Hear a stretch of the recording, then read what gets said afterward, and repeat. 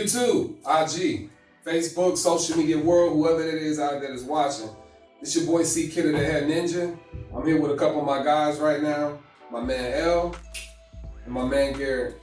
And we here to talk about something, man, that's going on major. And like, I can't just say the black community, because it ain't just the black community. It's a nationwide thing, a worldwide thing with men.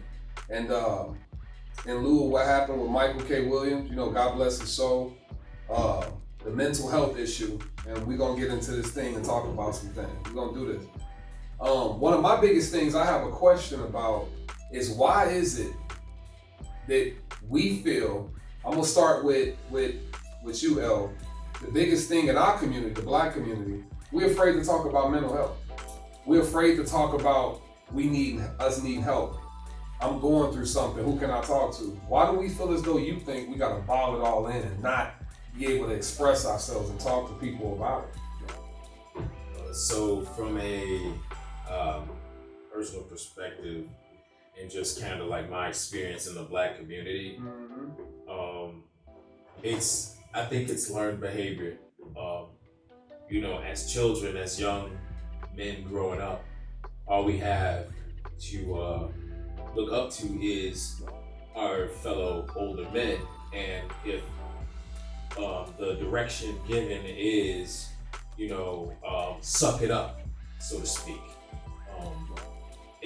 as opposed to let it out or communicate. You know, that creates, I think that's like, it sets a precedent, and it creates an environment where we're not expressing ourselves. We aren't getting this, you know, toxicity, so to speak, out of our system, and thus it creates a vicious cycle that in turn just harms the community as a whole.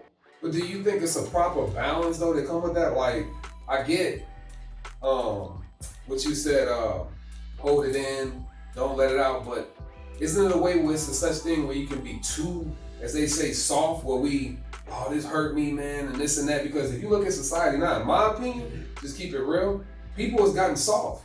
People are afraid, people are like sensitive, people are this and that, versus us. I understand that growing up, we didn't really have that outlet to speak the way we wanted to speak to people and talk about our problems, but we was tough. We wasn't crying, we wasn't sucking, we wasn't going to complain about getting bullied. It's cancel culture. So is it a balance? And then what is that perfect balance of like reaching out when you need to speak to somebody? Like, how do you feel as though when it's time to speak to somebody about those mental issues that you're dealing with? Okay, so my perspective over time, and it's crazy because I'm 30 years old, and this has happened in recent time, but I believe now that there is more strength in vulnerability than there is in hiding your hurt. You know, being able to say to someone, hey, I am hurting, to me shows more strength than holding it in. And when I say that, I think of like a lot of fellow France soldiers and things like that, because I did serve in the service, who had chose to not say anything when it came to suicide.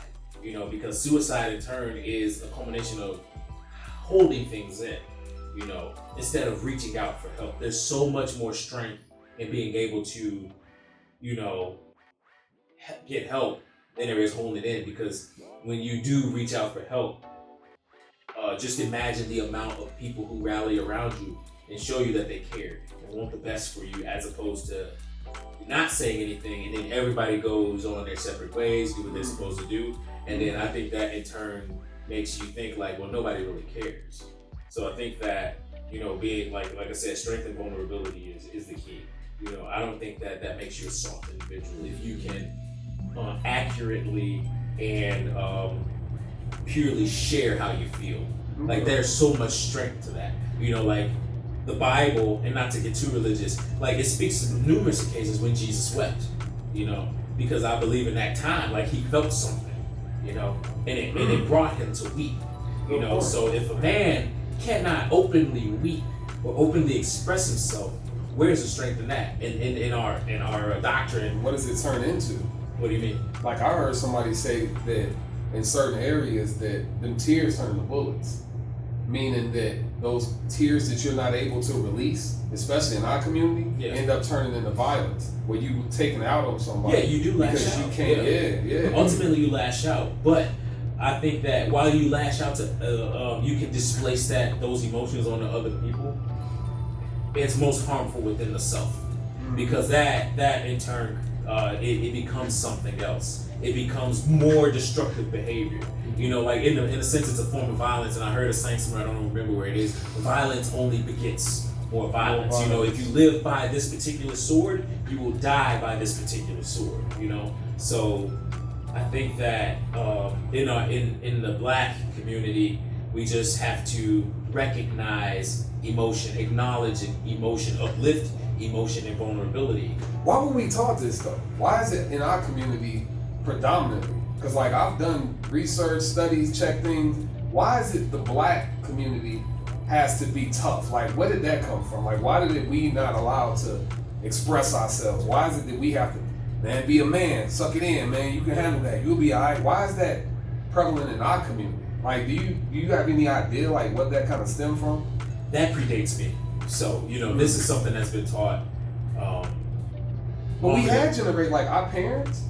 Listen to the music they listen to. They had music like Lonnie Williams, I'm crying because I miss you, baby. Like they were openly crying, like on songs. They were open to express their emotions. Then something happened, like DMX cried. DMX, that's why I say we're not too far removed. DMX would cry and say, I'm hurt and I'm dealing with something. Lord, help me, please. But then something came. And I want to know what shift took place that made us more like less likely to reveal our emotion. Like I'm just curious about that. Because I know like, let me ask you, Garrett, so, you know, coming from a perspective of Caucasian, white, whatever y'all say, I ain't got time for this cancel culture crap. So in your community, do you feel as though you, yeah, that's my brother. Do you feel like you able, or in your community from what you've seen, are your friends and peers able to openly express themselves to their parents, to each other? Like, do you tell your friend, like, man, homie, I'm hurt, man, I miss my They my do mom. all the time. Right, I would say in the community I grew up in, I would say yes. Stay out of my room, Mom. Most people felt that way, that they could speak to their parents and have a good relationship like that. But it's interesting to me that you guys talk about mental health and the aspect of keeping things in, like certain things that have triggered you or situations you have been through, whereas my struggle with mental illness has come through more depression and anxiety prone things, like unexplained things, in the sense that there's no reason for that anxiety or that depression. Something happens to you where you have these memories and then you keep them down and you don't want to talk about it. That's a different kind of mental repression, right? You know, but then sometimes some people really don't have anything to be depressed about. I mean, I grew up in a very great household. I mean, you know, and I had really nothing to be depressed about ever. But So what you think caused your forms of depression? What was it? I don't know. But then that's why I say, you know, mental illness is an illness and almost a disorder. It's almost like I feel like there's a chemical imbalance in my brain that just allows these bouts of depression to set in. And then with how anxious of a person I am and the way I tick, I like to know why something feels a certain way or why something works a certain way. So then my brain starts racing a million miles a minute to figure out, you know, why are you depressed? You have know, a heightened self-awareness. and there's no reason.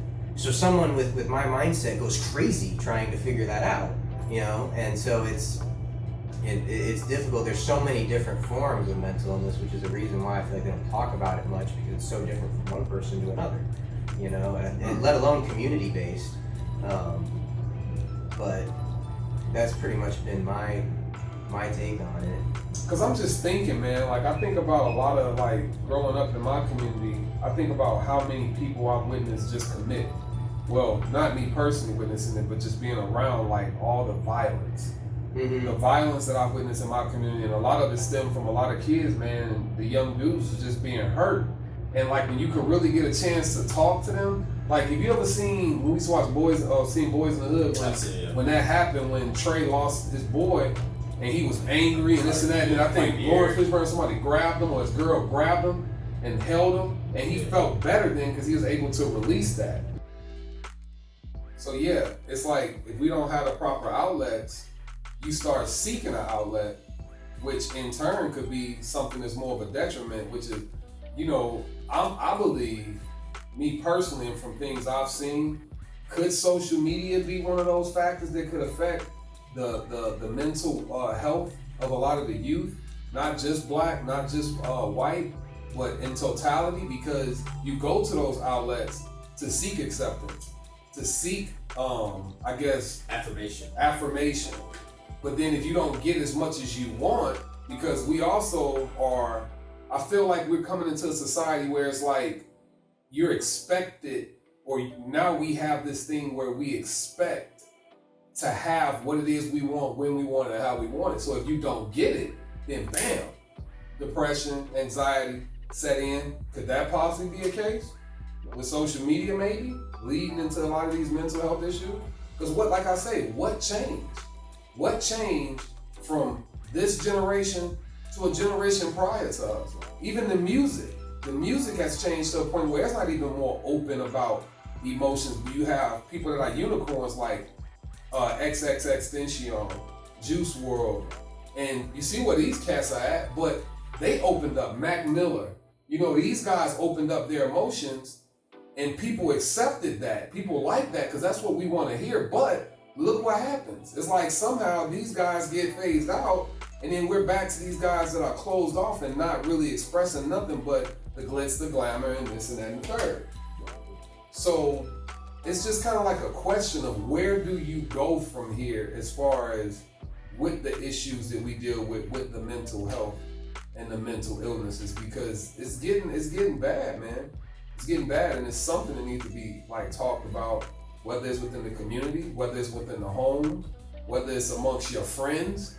If these are your friends, y'all should be talking about this kind of stuff. So, an interesting question I had was thinking about, like, it go back to the black community. I think about how the peer pressure, that's another thing that's interesting too, that leads into another segues into another problem, into peer pressure.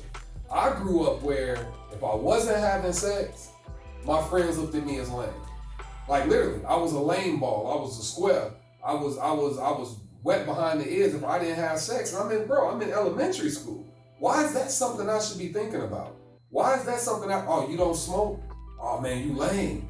But you a kid, so these are your peers. And luckily I was strong enough and I had friends and family that was like, oh bro, this ain't who you is. This doesn't determine like in totality who you are. Don't let that be the case. You don't have to smoke. You don't have to have sex.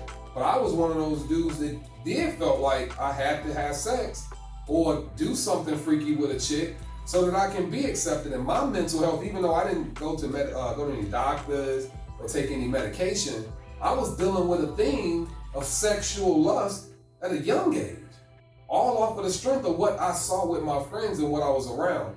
So it's just so many factors. And if I could have just sat down and talked to somebody, like at the age that I'm at now, my late 30s, when I was able to talk to somebody about this, like even having talked to my man L right here about things that I went through as far as my sexual desires and things like that, it helped me. So if I would have had somebody to talk to me when I was younger that was opposite of, man, if you ain't got none, then you lame, bro. Man, you better go get that. I used to have people force me to be like, hey, go have sex with this girl. And if you don't, you know what I'm saying, bro, I don't know what to tell you. I don't know how it's gonna help you. They ain't gonna make you a man. And these little factors, the drugs, the smoking, all of these little factors have a thing involved in. Like, how did you deal with that? Like the peer pressure in high school? Those, or not even just in high school, just growing up.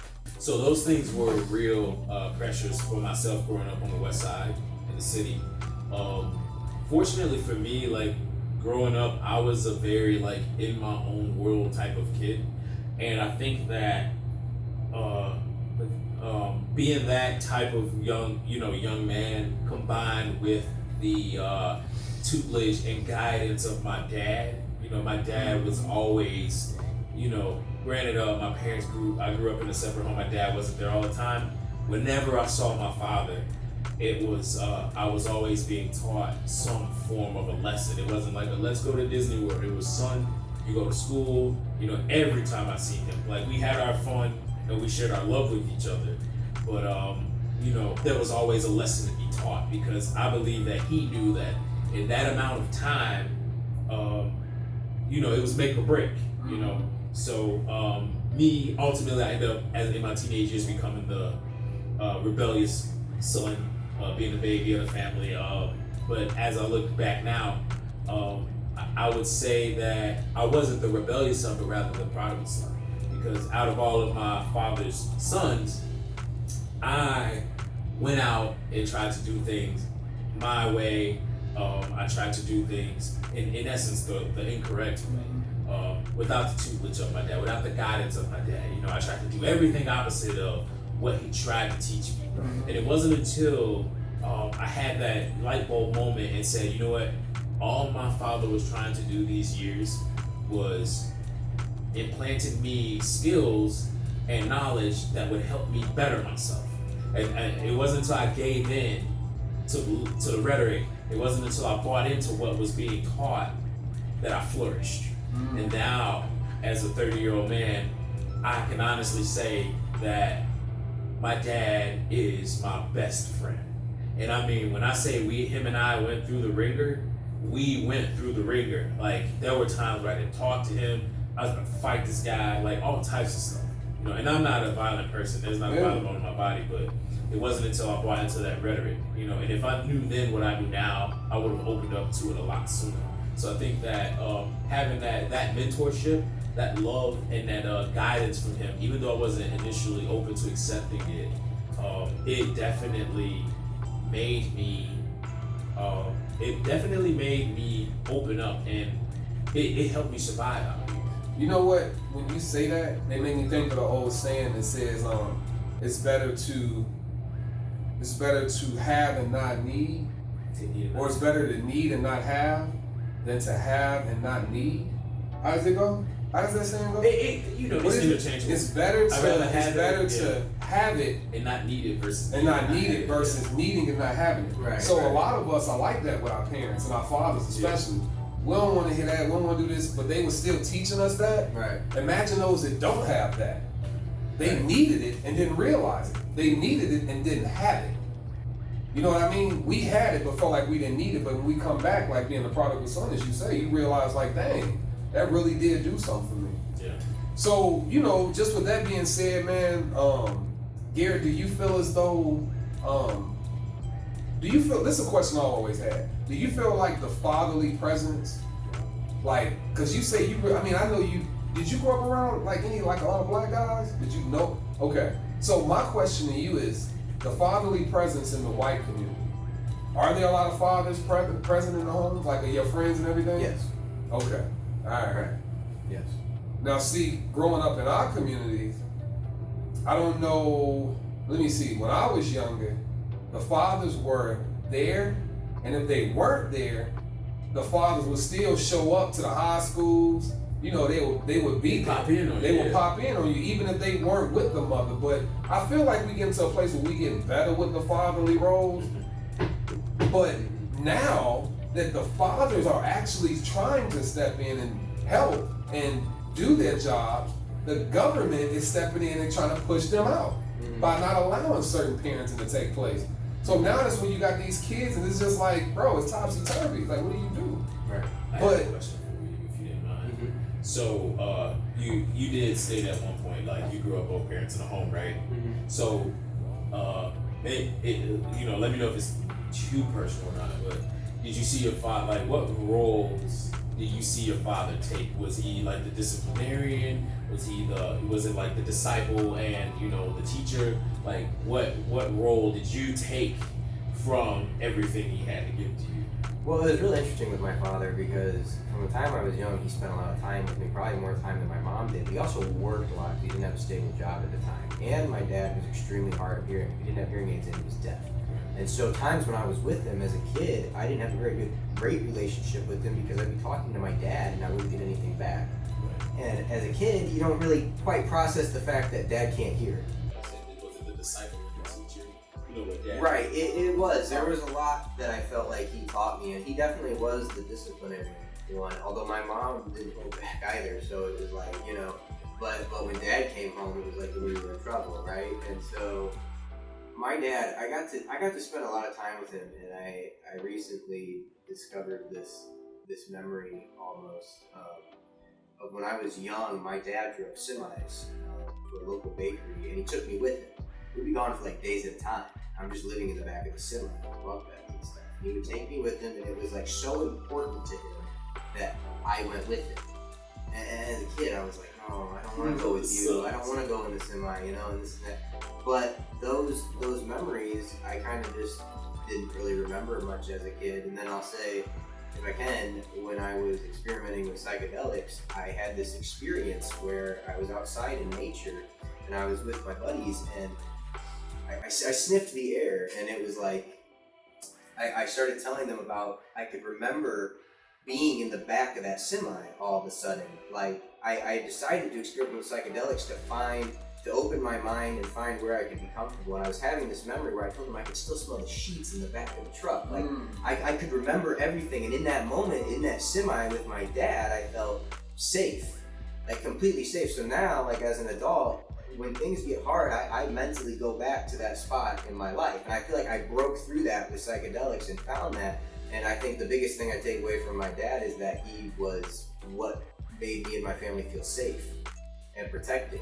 And not just in the sense that, he had a gun under the bed or whatever, he could protect me from this, but that like his love protected me. How did your mother view him? Did she view him as the protector? And Yes, yeah. Now see, that's the thing right there that intrigues me, because I see a lot of these women nowadays, and this is factual, this is an opinion, this is things I see, I ask people, and especially in my community, but now I'm starting to see it starting to spill over into the white community, Hispanic community, other places where I don't need a man, I can do all this and that on my own, this and that. No, that's not true. You need, it's not a maybe, it's a reason. You need that. You need that father there. He's the protector. When somebody break in that crib and something go down, the woman ain't getting up and going to and see who's roaming around the crib. Honey, get up, so I hear something. That's what his role is. He's the one that steps up and do the fighting. For real, Right, it's the truth. He the one that that step up and do that. Look, bro, you hear something go off boom in your house at night. Yeah. Now, unless your chick just off the chain and she gangster, I was gonna say, you gonna get up. If she not an independent woman, like if you meet a girl, like I done did all this by myself, the moment you link with a motherfucker breaking the house, excuse my French, she was like, babe, what was that? Yeah. She not finna get up. Fucking Glock. No, all that gangster gone. Like, whoa. Gone. I got a protector now, so to speak. Yeah, so those roles are important, man. And, we talked about that because we just want to just say that, in a nutshell, a lot of these things need to be talked about, discussed, and we get into a place where things are being omitted, things are being canceled. This culture is not allowing this and that and this and that. Men aren't allowed to be men the way that they need to be, and that role is prevalent in the society of just the world. Period. My bad, my West Side came out of me back there a little bit. It needed to come out. It needed to come out. I'm trying to be a new man, No, but it needs, because those memories and what he just said was like when he's out someplace, he didn't respect it then, but now he's like, man, I remember being with my father that time and I felt safe. Right. Luther Vandross had a song. It was called Dance with My Father. And he was talking about how he remembered seeing his father. That shit make me cry like It's a sad song. It make you cry, it make you tear up. Because he said, my father made me feel so comfortable. I felt that way about my pop. I knew when I was with my dad, I was safe. Right. Like I knew that when I was gone, when I was with him, even when I got older, it was at high school. I'm like, bro, I'm good. This dude is one of the coldest cats in the world. Like he gonna protect us. He gonna hold me down. He got the little pea shoot on his ankle. You know what I'm saying? This is what it is. Like this is my father. Right. So it gave me that comfort. And yeah, I sometimes talked to them when I needed to talk to them, and when I didn't, it go back to that saying I had. Need and not have it. But I knew he was there if I needed it and if I wanted it. Right. So just in a nutshell, man, we got to get to a place where we're more open to speak, more open to discuss these type of topics. It's not okay. It's okay. I mean, it is okay for a man to cry. All that crap that people say, that's nonsense. You don't hold in them tears because you don't let them tears out, they're going to come out in form of some other form of aggression. So, tears will manifest yeah. themselves in destruction. So to wrap it up, man, thank y'all for tuning in. I thank my guests for coming, man. I appreciate y'all. Stay tuned. We will get back into this. Thank you again. This is your boy C Kidder, my man L, my man Garrett. Peace. See y'all soon.